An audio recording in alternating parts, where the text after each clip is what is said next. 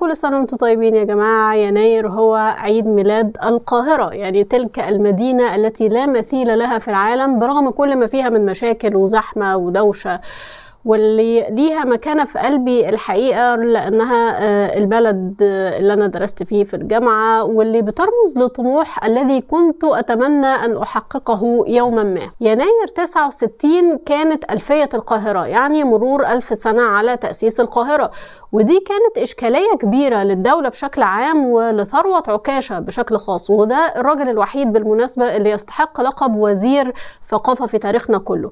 الإشكالية ليه بقى؟ لأن من زاوية دي مناسبة تاريخية ما ينفعش إن هي تعدي كده يعني، ومن زاوية تانية البلد في حالة هزيمة والناس حزينة وشد الحزام، ففكرة إن نقول لهم إن إحنا عاملين احتفالية بألفية القاهرة يعني تبدو إن هي رفاهية مش في وقتها، بس قرروا إن ده سبب أدعى إن إحنا نحتفل، لأن للأسف أنا عارفة إن ده معنى امتهن على إيد مطبلاتية كتير، ولكن التاريخ ثقل، مصدر مهم لاستعادة الشعوب لثقتهم بنفسهم بالذات في الأوقات العصيبة والحالكة. فلا فوق كده، ده انت الشوارع اللي ماشي فيها دي ايه بس تفكرك ان انت بتنتمي لبلد العاصمة لوحدها عمرها 1000 سنة، فياما دقت على الراس طبول، وياما طردت محتلين، وياما وقعت وقمت وقفت على رجليك تاني. فتنظمت فعاليات كتير من ضمنها مسرحية استعراضية اسمها القاهرة في 1000 عام، شارك في كتابتها او في كتابة الأغاني فيها صلاح جاهين، ومن بطولة سعيد صالح وصفاء بالسعود ومحي اسماعيل، بتلخص لك تاريخ القاهرة كله في ساعتين. طيب يعني نحتفل بالماضي وننسى الحاضر؟ ننسى الإنسان نفسه اللي احنا عاملين علشانه ده كله؟ لا، ما ينفعش طبعا.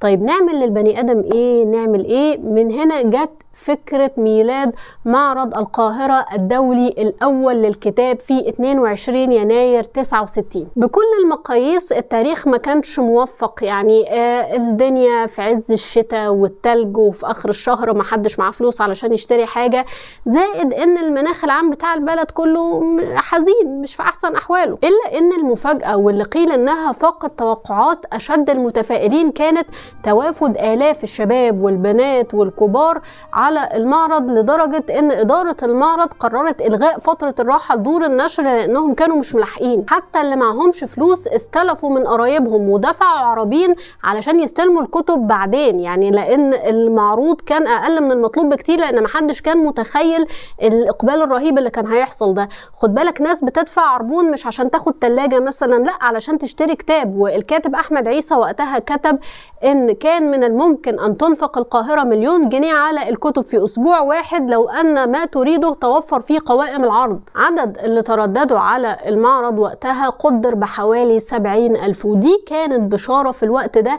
إن رغم المصيبة اللي حصلت دي إلا إن الناس ما اتكسرتش. الكاتب الكبير فؤاد زكريا، واللي كان يعني في البداية رايح بدافع الفضول وقال لك هقعد دقيقتين 3 وهمشي، واللي فوجئ باللي شافه ده قال: كانت الألوف التي تدخل المعرض وتخرج منه طوال أيامه مظاهرة حية تلقائية تبعث الطمأنينة في كل نفس تتوجس خيفة على مستقبل الثقافة في بلادنا، أو تخشى من أن تكون الأحداث العاصفة قد صرفت الناس عن حب العلم والحرص على التزود بالمعرفة. باختصار، بقاء الهوية والثقافة هو بقاء للدولة. ولو متخيلين ان ده كلام رومانسي، يعني يكفي ان احنا نقول ان اللي ما يتسموا انزعجوا من معرض القاهرة الدولي للكتاب لدرجة ان اللوبي الصهيوني وضع دور النشر الأجنبية اللي اشتركت فيه على قوائم سوداء. بلاش وقت الحرب العالمية الثانية كانوا بيجلوا موسكو من السكان، وطبعا كانت حرب شرسة جدا مات فيها 50 مليون واحد، إلا إن عدد من الفنانين أصروا على البقاء واستكمال عروضهم في البولشوي. طيب هيكملوا العروض لمين؟ كان في كام بني آدم كده مراسل عسكري على عامل على بتاع، وكانوا في البداية بينزلوا وقت الغارات الجوية للمخابئ وبعدين يطلعوا يكملوا، وبعد كده بقوا يكملوا العروض حتى مع الغارات الجوية. وفي بعض الأوقات لما بتبقى في نوت موسيقية أو حاجة مش معاهم كانت الطيارات تنقلها لهم من بلد لبلد في عز الضرب. طيب ليه ده كله يعني؟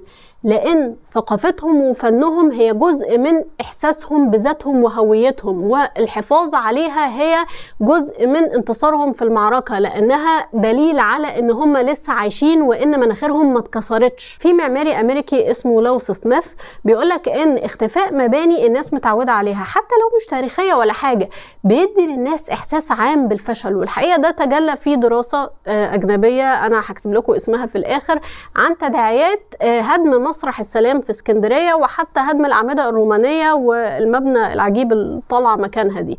فبيقولك ان الناس بتقول ان احنا كنا تلقائيا مجرد ما نعدي عليه بنحس بسعادة، لاننا بنفتكر ذكرياتنا فيه واحنا كبار واحنا اطفال، وبنتخيل ان في اطفال صغيرين جوه بيعملوا نفس الانشطة دلوقتي بقى مجرد ما نعدي عليه بنحس بالعكننة، ويا ريت بالعكننة بنحس بالانسرتينتي، فكرة الخوف من المجهول ومن المستقبل، وبنحس بالفشل، لاننا زي ما قال الاستاذ سميث مش هنسلم بلدنا لولادنا زي ما استلمناها احنا. سميث كمان بيقولك ان اي مبنى مهما كانت فخامته ملوش اي قيمة لو الناس ما حبتوش.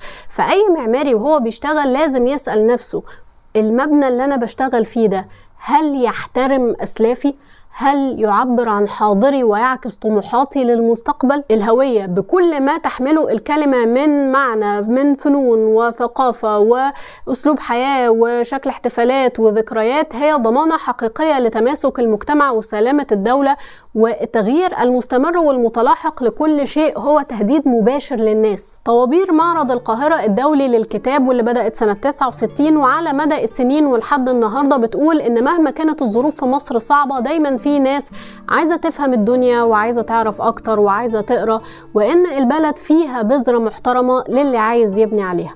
شكرا يا جماعة، أشوفكم المرة الجاية إن شاء الله، وكل سنة والقاهرة طيبة.